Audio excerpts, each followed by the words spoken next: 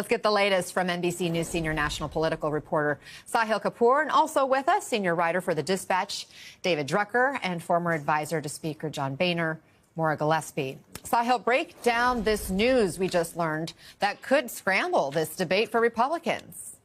Yeah, Anna, this is a significant setback for Senate Republicans and President Trump's one big beautiful bill. The parliamentarian, which is the Senate's in-house referee, has disqualified a bunch of provisions from this piece of legislation, provisions that could total as much as several $100 billion in savings. These provisions that have now been ruled ineligible for this process include Medicaid cuts and eligibility restrictions on the basis of immigration status. That includes federal money to states based on how they run their eligibility process. It includes reimbursement rules for PBMs. And this is a big one, changes to Medicaid provider taxes, which is a major source of savings that Republicans have been eyeing in this bill. That is now knocked out. Another provision that has been removed, a funding restriction under the Affordable Care Act. If you add it up, there are a ton of savings here that have now been tossed out of this bill. Senate Republicans are going to try to reword some of these provisions to ensure that they comply with the rules, but it's not really clear how many of them they can cure. The Republican sources I've talked to this morning say this is not fatal to the bill. They remain optimistic they can get it done. They're going to try to adjust the language on some provisions. The one they're most worried about is the Medicaid provider tax because that gave them the biggest source of savings here. Now, Anna, they were hoping to start voting on this bill tomorrow. That has been thrown into further doubt because the bill clearly isn't ready for prime time as is. And Sahil, just for perspective here, this isn't the first time the parliamentarian has ruled against an administration's wishes. We saw this happen with President Biden and the Democrats, too, correct?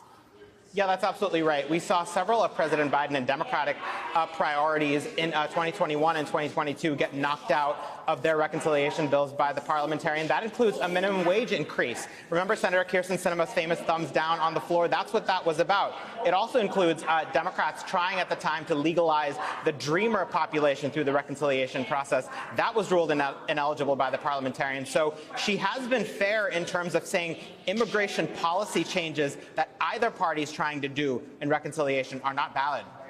So, Maura, this whole issue with the parliamentarian aren't the only issues that Republicans have been grappling with. There's still the state and local tax deductions, also known as SALT, the rural hospital funding issues, deficit reduction issues. So if you are the Speaker or Senator Thune right now, how worried are you? Well, you know, Senator Thune has already said that some Republicans in the Senate are coming around to the fact that the SALT tax needs to be dealt with, and they have to come around to the fact that that's something that is a non-negotiable for House Republicans to get this bill across the finish line. So there is some concessions being made as far as within the fractures that the Republican Party is facing. But you mentioned rural hospitals. I mean, that's a big issue for a lot of members. SNAP cuts is also a big issue for a lot of Republican members, as well as the Medicaid issues. And so John Thune, the Senate Majority Leader, has just said that he is not planning to delay anything yet, but that these cuts, he's not going to push back at the parliamentarian because he knows that it goes both ways, right? You can't just cherry pick when you decide that the parliamentarian serves a purpose.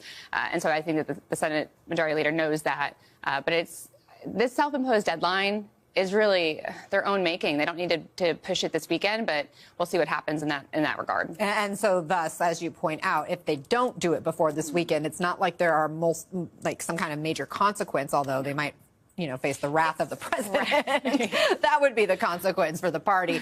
Multiple provisions concerning Medicaid funding, as we mentioned, David, were struck down. The other issue with that is they were key in paying for Trump's tax cuts. So if the GOP can't get funds from there, where do they turn?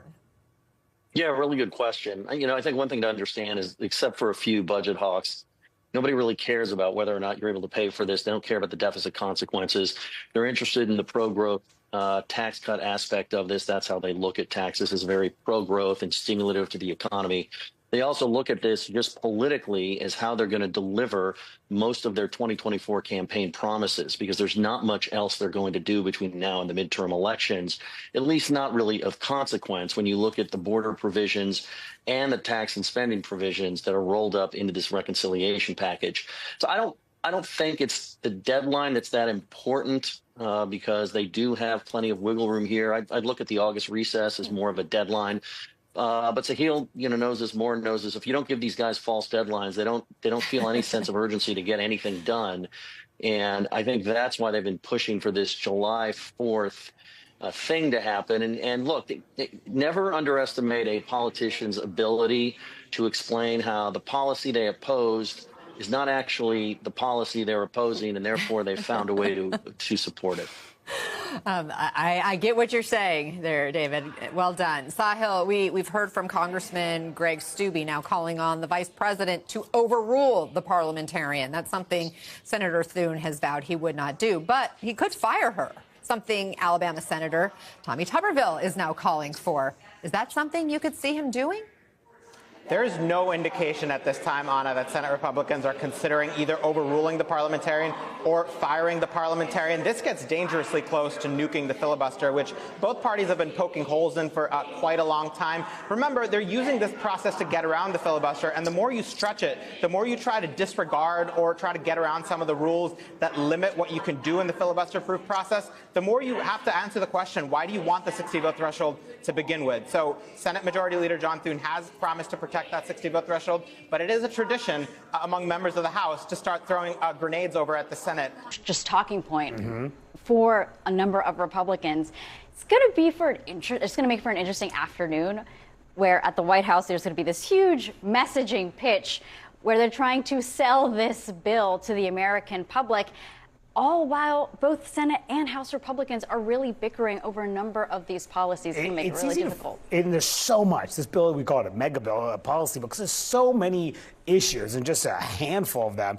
Not only would it extend the 2017 tax cuts permanently, business and individual tax cuts, which would cost trillions of dollars, but also new work requirements on social safety net programs, dealing with no taxes on tips and overtime, phasing out those Biden-era green energy tax credits, money for the Pentagon, hundreds of billions of dollars for the Pentagon, border security, and the like, and then raise the debt ceiling, the Senate plan would, by $5 trillion. And then, but there are the sticking points. The Medicaid cuts are sticking points, how to deal with state and local tax deductions. That is a huge fight that could actually derail the bill in the House. And then phasing out the tax credits, and those Freedom Caucus members that Mariana was talking about, they want those out immediately. Senate Republicans, not so sure. There are so many issues.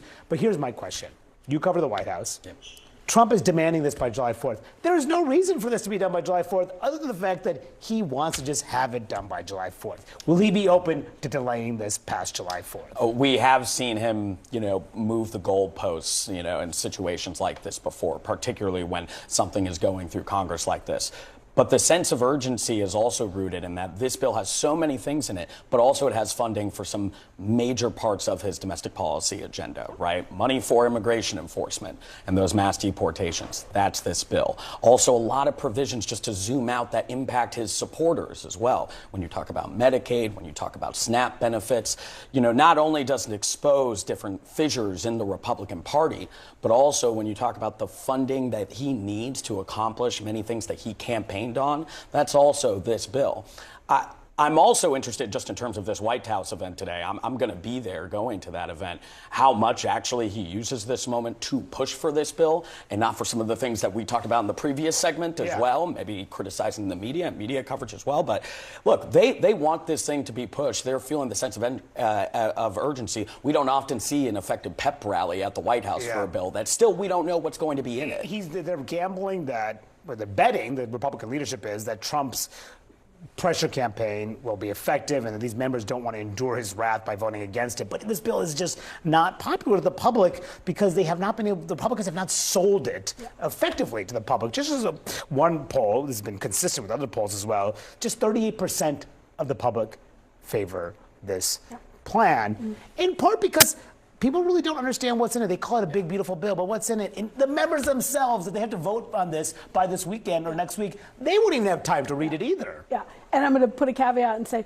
depending on what passes, some of what I'm about to say might change. Okay, but we are all understandably in the weeds. If you're covering this, you need to know exactly what's in it, what the parliamentary situation is, all that stuff. If you're a member of the public and you're thinking, why should I care about this? One of the big selling points that the president and his team are going to make, that Republicans will make, is tax cuts, because everybody likes the sound of a tax cut.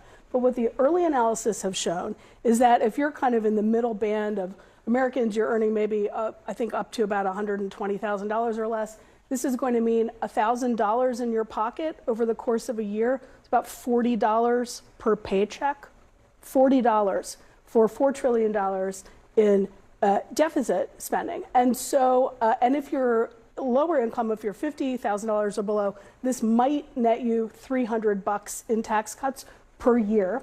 So about $1 a day, less than $1 a day. But will reduce your accessibility to Medicaid and social welfare provisions. And so one of the big political questions, if this passes, the reason the president wants it to pass is so he can show he can get things done. Because one thing we hear again and again from centrist voters as well as base voters is you might not like everything Donald Trump does, but he's getting stuff done.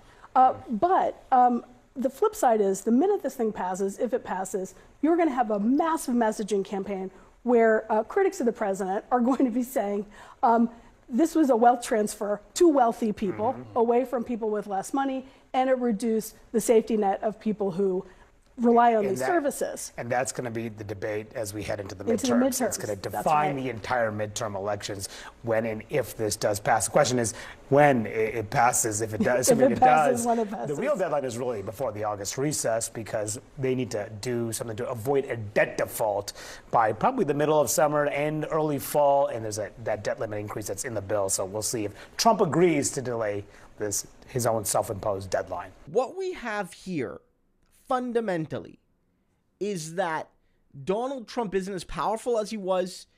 His bill is deeply unpopular. It goes against his own campaign. And the GOP are full of too many dum-dums that even procedurally they're struggling to shepherd this bill through. Look, it showcases that Trump doesn't have the full cult-like grip that he would like to. Yes, MAGA is still a cult. Yes, the GOP is largely MAGA, so it is largely a cult.